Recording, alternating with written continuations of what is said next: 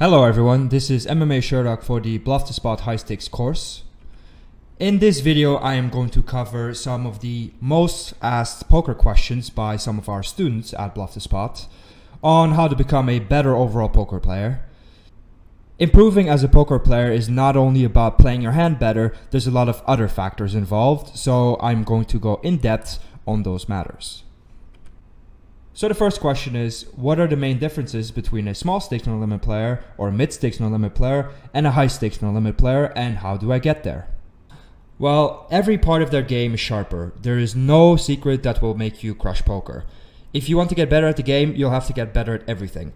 Pre-flop, adjustments, post-flop game, also adjustments, your mental game, your bankroll management, your game selection, your volume, everything has to be better. In the words of Marco Pierre White, who is a very famous chef, perfection is lots of small things done well. There is no one big secret that will make you crush poker. You just have to get better at everything. And that is not what people want to hear. They want an easy route to the top, but you're not going to get there that way. Similar to improving at a sport or improving your health or anything else, you'll have to work very hard and at every aspect of what you're trying to get better at, and then you'll slowly improve. So the second question is, which areas of my poker game should I improve on? Most importantly, you have to improve your fundamentals because they get used basically every single hand, and if you don't understand the game properly, you're going to make huge mistakes. You have to repeat the basics as well. I see a lot of high stakes players who kind of forgot about the basics. I see they've been working on stuff like river check raising, which can obviously improve your game, but then they have very basic pre-flop mistakes, which is going to cost them way more money. So make sure to always repeat the basic, your pre-flop opening ranges, your 3 and 4 bet ranges, your calling ranges pre-flop, your c-bets, your check raises. This is the stuff that's really going to boost your win rate. And once you've almost perfected that, that's when you start working on more complicated stuff. Okay. You also have to improve your understanding of the game. If you blindly copy sims, then your basic strategy is going to be somewhat good, but you won't be able to adjust properly. You have to look at sims and see different patterns and see how the solver thinks in order to improve your understanding. This will also help you transition into other games way more easily. And then last, but definitely not least, the 6 spots don't really affect your win rate. As I said, check raising the river is fun, and if you learn about it, you will improve your understanding of the game, but that will not really make you that much money. Definitely not as much as, for instance, raising definitely not as much as raising correct pre-flop ranges or 3-betting the correct range or c-betting the flop at the right frequency. In general, I recommend sticking to 100 buy-ins or more for established professionals who've been playing for a very long time. But there's also times where you should be shot taking. That is mostly early on in your career when you're a bit younger, when you can handle swings a bit more easily, and when you don't have that much money just yet. So to the Bluff the Spot students, I could recommend using fewer than 100 buy-ins. But of course, it's different for everybody. Everybody has different risk management. There is no right or wrong answer here, but I kind of see going busto as death, and I try and avoid death at all costs, of course. So having bigger swings in the beginning of your career isn't necessarily an issue, but obviously you can push it to a point where you risk losing your entire bankroll. First off, you have to study with solvers. That is also why we included a video that tells you how to study effectively with the solver, because if you don't do that, you may actually get worse. But this is a program that kind of tells you how to play near perfect poker, so there is really no reason not to use it. It's an extremely powerful tool. Hand history reviews are also important. I regularly mark hands that I wasn't sure about, and then I not only sim them, but I also think about them in general. Getting coach is also a powerful way of improving your skills. That is why we offer the CFP at Bluff the Spot.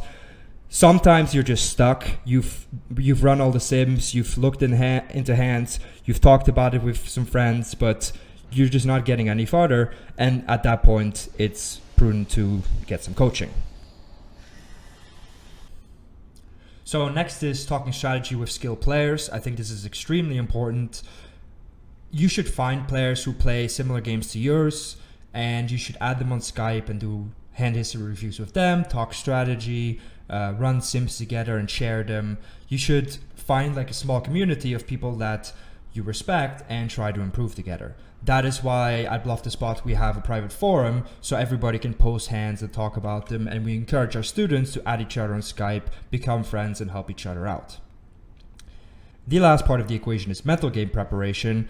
It's very, very important that you always play when you're in a good state of mind. So make sure to always rest properly. You cannot be hungover. You have to think about what you're trying to accomplish today and really go into your session with a positive mindset. Otherwise, even though you may play your hand well in theory, you will mess it up because you will not be mentally prepared to deal with swings and just the overall stress of the game. How do I stop myself from being too results oriented? It's important to review your game regularly, and playing your best is all you can do. As humans, obviously, we have biases, and when you lose for a longer period of time, you do feel like it's mostly your fault. So if you review your game, you'll see that, okay, most of these hands were played pretty well, I just got unlucky. So just to remind yourself that you haven't become a terrible player, it's mostly variance. And everybody's going to play a little bit worse when they're on a big downswing, of course. But since everybody does that, that's not an edge you're giving up compared to the player pool. So be aware of variance. Variance is huge. You can be losing for quite a long period of time even though you're a solid winner. So try and take a step back, take some time off whenever you're on a big downswing, review your game and see that you're not playing badly, you're mostly getting unlucky. So, but it's always important to keep improving, so don't point any fingers and be lazy, just take a quick break and then get back to working hard. How do I improve my poker setup and routine? Preparation is key. You cannot try to make improvements while at the table or rest while at the table. You have to do everything beforehand. As I talked about a bit earlier, you have to make sure you're well rested, you're completely sober, you've done some kind of warm-up to warm up your poker brain, let's say. You have to be in a clean environment so you have no distractions. I recommend not listening to music, but that's different for everyone. You have to have a proper poker desk, a monitor setup.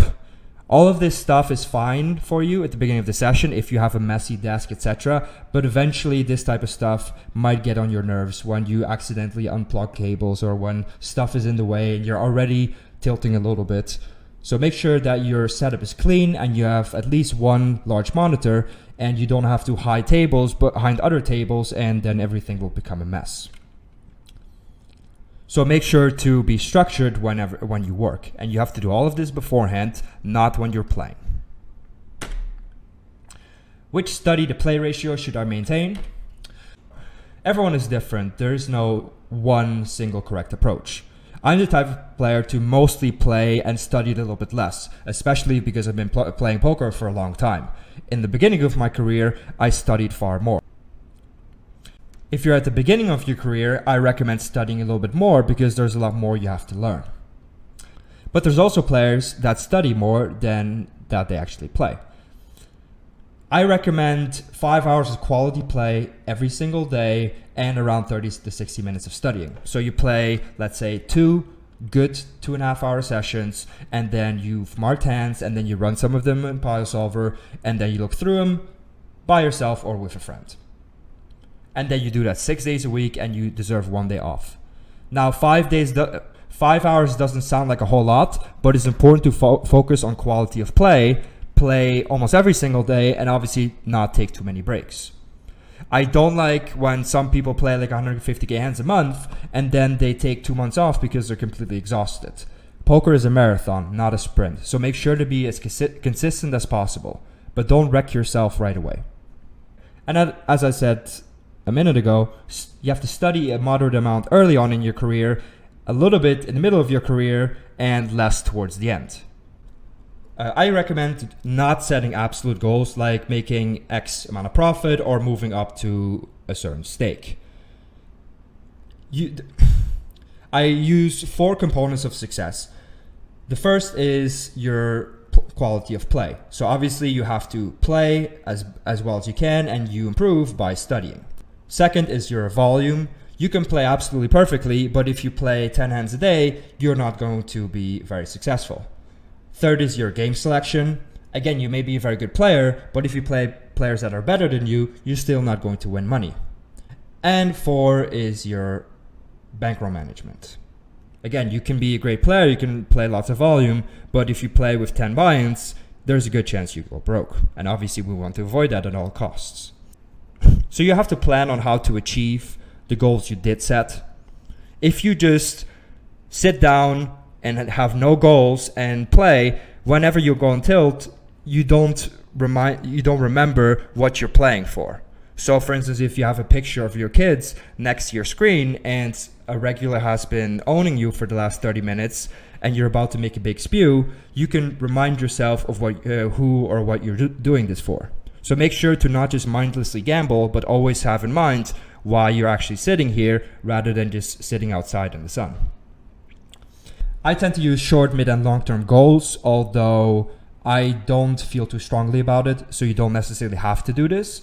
I do not feel too strongly about that. However, I do definitely recommend, as I said before, to have some kind of motivator. For instance, that picture of your kids or something you're working towards. And then the last point is to stay motivated. Obviously, when you're in a downswing, that can be difficult, or when you've been playing poker for a long time, that can be difficult. So again, reminding yourself of why you're doing this is extremely important, and it's important to be consistent. If you go through huge emotional swings, you're more likely to get sick of poker. So that's where consistency is key. Some additional tips and advice. So you should find similarities in strategy between different situations. I covered that in depth in how to use the pile solver video. Obviously, you're not going to be able to study every single spot in poker because it's a huge game. But if you find patterns in the solver or in people's play, you can predict what the solver is going to do in the future or what play a certain opponent is going to make in a future hand. And then you can play very well with that new strategy or against your opponent because you understand what's going on rather than just blindly copying a strategy. If poker is your life and it goes badly, your life will be bad. That is something that Phil Galfond told me about 5 years ago, and I could not agree with him more. If you have nothing else going on outside of poker and poker is going badly, then there's nothing to be happy about. So it's important to work very hard, around 6 hours of quality work every single day, other than maybe on Sunday. And once you're done, you should not think about poker anymore and enjoy yourself. So enjoy spending time with your family, your dogs, doing your hobbies, or whatever you want to do. So make sure to shut your poker brain off at that point. Work very hard, but then when it's done, it's done. And if you lose, you lose, that's okay. I've tried to reinvest some of my winnings in poker, but obviously I'm not a financial advisor, so I'm not going to go in depth on that. But when you have some type of money lying around that you're not using, it may be prudent to look for other things to make some passive income from. But again, I am not a financial advisor, so obviously I'm not going to give you any details. It's important to build an eventual exit strategy. I don't think we're going to be playing poker until our 80s, unless you're a legend like Doyle Brunson. So make sure to set up a plan so you can eventually move on from poker in, let's say, 10 years and start something new. It's also important to keep your life expenses low at first. If you always spend your winnings, it's very difficult to build your bankroll and really move up in stakes. So be pretty nitty at first and really build up a bankroll. And once you have money that you're not going to use for poker, you can treat yourself to something nice. And then I'm going to repeat what I said in the very beginning of the video. Playing your hand well is not enough. I've seen a lot of players that are very good at playing their hand that haven't made it in poker. And I've seen a lot of players who are not very good who have made it. There's many different factors other than that, such as mental game, bankroll management, volume, not spending too much money, not gambling, not doing drugs, etc. So aim to be a complete poker player. So that was the last bullet point of the video. I hope you all learned something. This was MMA Sherlock for the Bluff to Spot High Stakes course. Good luck at the tables.